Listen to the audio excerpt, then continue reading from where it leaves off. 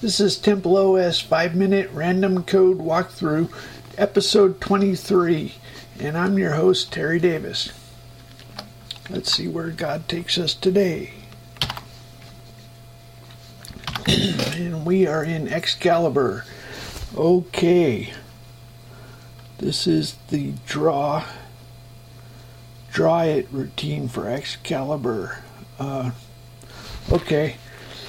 Excalibur is a game. If you're not familiar with Excalibur, let's see where we are. We are SP die time.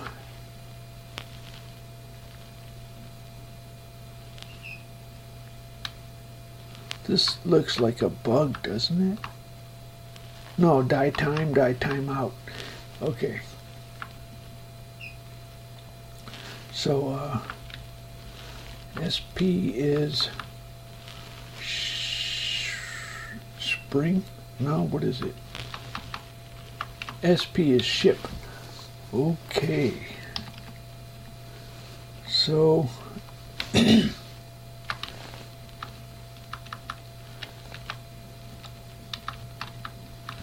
this is when a ship is blowing up, I guess.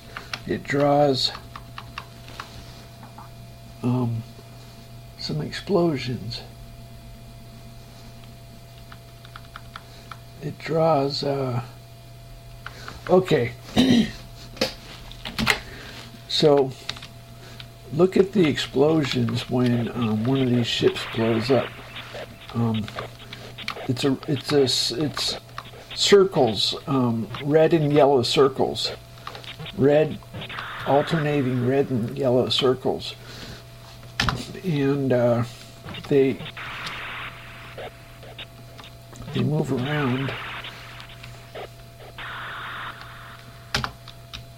Okay, each one of these ships is composed of some masses and some springs. They're not visible, but they're present. There's about 4 masses for each ship and springs, and when they blow up, those are the masses that show up in the explosion. Look at the explosions. Okay. So when so there's a time stamp in seconds when when the ship dies, and then it dies for about half a second. Let's look for die time.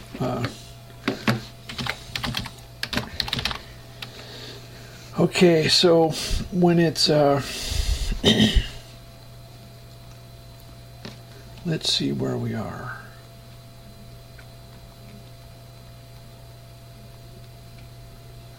In the derivative, if the ship is exploding, then an explosion puts a force on all the other particles, I do believe.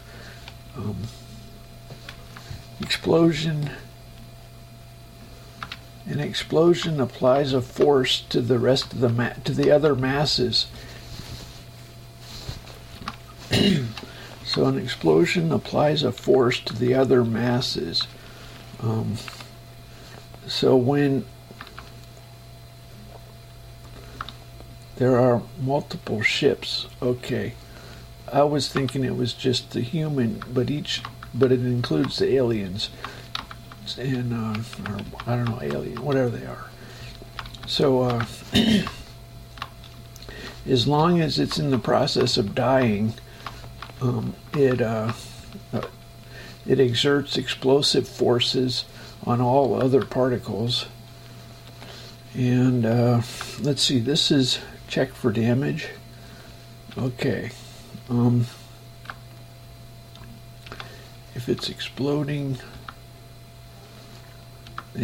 when it finally dies, it deletes the ship. Here's Okay, so if not exploding, it is now exploding. Okay. So we are going through all the, let's see, these are ships. We're going through the springs on the ship, and if the force in the spring is greater than the strength, then the spring suddenly breaks and becomes inactive. And if 3, let's see, what is this? For I equals 1 to the number of springs.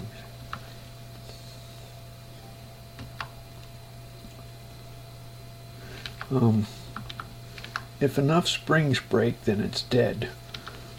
So if it's not exploding, so if it's not already exploding, it is now exploding, and this puts a bracket around. I should say start and end. Oh well, time and time out. I use those terminologies pretty standardly, and this is a fire and forget noise. This spawns a task to make a noise. So for 750 milliseconds, we get a noise, a random noise, out of the PC speaker. So where were we? Okay, so we set the a radius for the death circles or explosion circles, and I think that this is just we're just calculating. This is 0.75, and this is the normalized from 0 to 1, how far into the explosion we are, and I use a sign to go up and down, to rise and fall. It's 0 to 1, so pi is starts at 0, goes to 1, and then comes back to 0. That's the radius of the explosion. Then it goes through the radius, and every other step is yellow and light red, and it draws the circle. Okay, well.